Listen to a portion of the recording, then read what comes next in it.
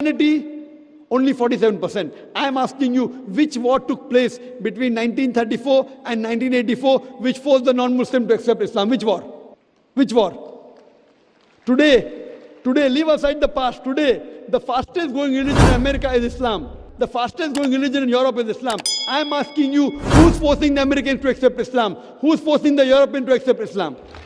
يا أيها الإنسان إنك كادح إلى ربك كدحا فملاقيه. Do we have a question from this mic here? Sure. I just first like to say thank you for coming here. And my name is Puya. So I'm a student drama. And I come from Iran, not Iraq. Iran, the old name Persia. So I come from a religious family. My family are Muslim. But I was born as a Muslim. But I didn't want to born as a Muslim because, so as a family I born. But still I haven't accepted Islam because of some certain points.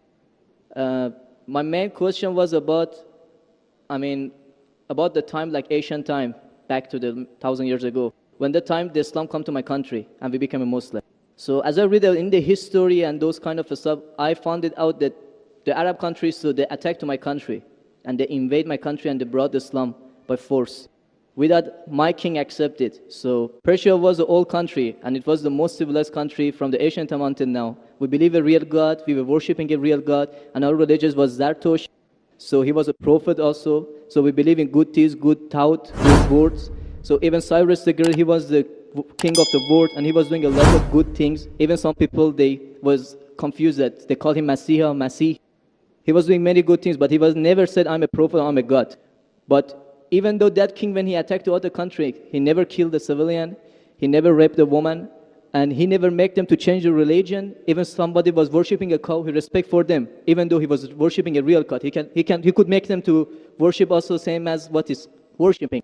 But in the Islam way, if you're going to promote your religion, doesn't mean that you have to force it to somebody else or you have to make them to accept that religion. Because, human being means freedom. So anyone, they should have a right, human rights. So maybe those people, they didn't want that religion. So why they have to attack and, to bring it by force? That was the main question that make my heart a bit, to make me to my belief go down. So. Brother, are you Parsi? Pardon? Yeah, I'm from Fars. Are you a Parsi? You mean Farsi? Are you a Parsi? Are you a Zoroastrian? No, I'm not following any religion. You don't belong to any religion? I don't believe. But you said your parents were? My parents are Muslim, but because of this confusion and stuff, I never try to follow the religion. I just believe in real God and doing the good things. So you believe in real God and good things. What are the good things? Where do you get the good things from? Good things like I don't harm the others. Whatever I'm doing, not try to harm the others. That's the first thing. As much as you can do the good things, even helping the others, and believe in the real God, not worshipping a stone or leaf or whatever. And I believe God is single. So, but I didn't. So you have your own philosophy. So you want to bring a new religion.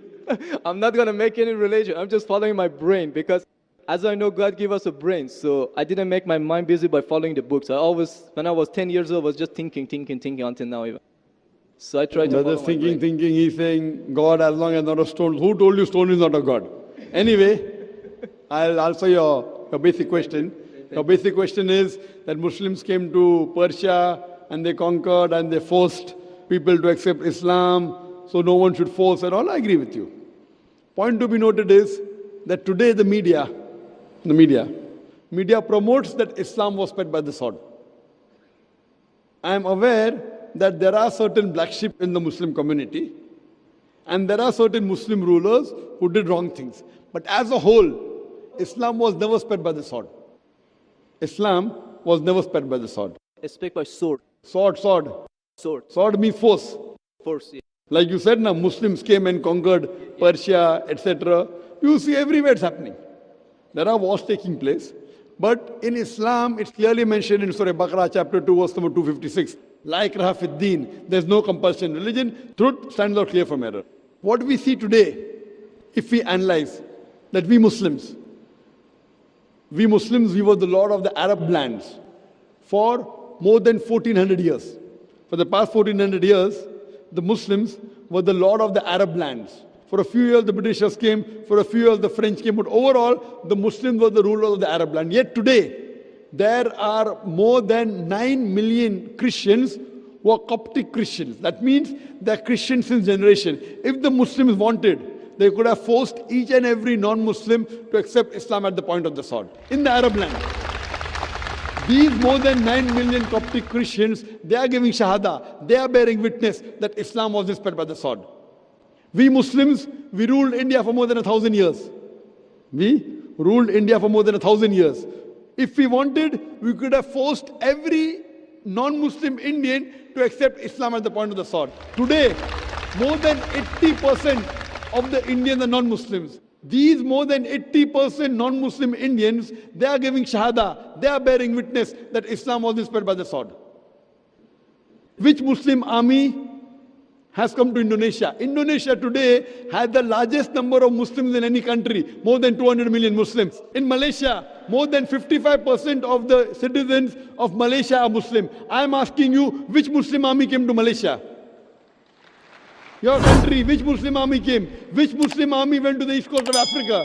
It was the business, it was the traders. When they came here, people accepted this religion. It is the media hype which talks about Islam was spread by the sword. Yes, there were a few people. There were a few black sheep of the Muslim community. Brother, you asked the question, you are listening or you are raising the hand? Okay, sure. You asked the question, you gave the background, I listened to it, and now you want to raise your hand. I have not completed my answer. Okay, sure. Continue. If you ask the question, you should think. Because if you're thinking something, I'm a doctor. If you're thinking, that means you won't hear my answer. If I ask you to repeat, you won't be able to repeat 25%. So when you listen, you should give attention. I'm a doctor. I've done psychology also. So, this is the media hype. If you read Thomas Carlyle, historian, he writes in his book, Heroes and Hero Worship. He puts number one hero prophet as Prophet Muhammad. He's a Christian. He says, if every new idea originates in one man's head, it dwells alone in the full world. It will do little good if he takes up a sword and propagates it. You have to first get your sword. He's talking about sword of intellect. There was a survey done in the Plain Truth magazine, a survey in the increase of the major world religions in a span of 50 years. In a span of 50 years, from 1934 to 1984. In a span of 50 years, the increase in the major world religion. It came in Reader Digest, Almanac Yearbook, 1984. Number one maximum increase in religion, it's Islam, 235%. Christianity, only 47%. I am asking you, which war took place between 1934 and 1984, which forced the non-Muslim to accept Islam? Which war? Which war? Today, leave aside the past. Today, the fastest growing religion in America is Islam. The fastest growing religion in Europe is Islam. I am asking you, who's forcing the Americans to accept Islam? Who's forcing the Europeans to accept Islam?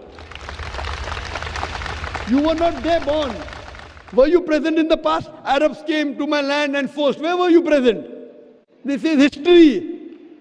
Many things in history is false. So that's what? Okay.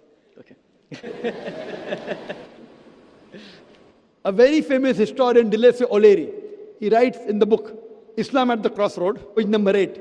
He says, history makes it clear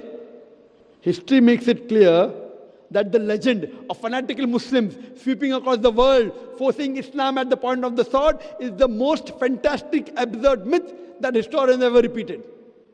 Who says that? Deleuze O'Leary. History makes it clear that the legend of fanatical Muslims forcing Islam at the point of the sword over conquered races is the most fantastic, absurd myth that historians ever repeated. This is just in the media today. Muslim terrorist. I am asking you, did any Muslim attack you in this country? No, never. But the media says Muslims are terrorists. Yeah, media is just nonsense. Yes, same way your history is also nonsense. When media is nonsense, the history is also nonsense. Some is correct, some is wrong. That's the reason, if you hear the answer, I would like to end my answer with the quotation of Dr. Adam Pearson. Dr. Adam Pearson says that people who worry that one day nuclear weaponry will fall in the hands of the Arabs, they fail to realize that the Islamic bomb has already been dropped. The bomb of peace, it fell the day Prophet Muhammad, peace be upon him, was born. Okay, thank you, doctor, for your answer. But the point is, I didn't get the right answer because that's not media, that's history. And history is not something that can be written the false way, because if it be written the false way, it can be changed. But that was the true history all over the world and is written everywhere. Brother, did you hear my quotation of Deleuze O'Leary? Can you repeat it? Repeat what? Repeat Deleuze O'Leary's quotation. I said it twice, not once, twice. Most of my answer was once. I said twice. Now repeat it. Repeat at least 50%. So what's the point of repeating that word? I want to know whether it went into your head or not. No, because that's what is in my head that is a history first thing. I am asking you, can you repeat the statement, the answer which I gave earlier? If you cannot repeat, that means it's useless me repeating the answer.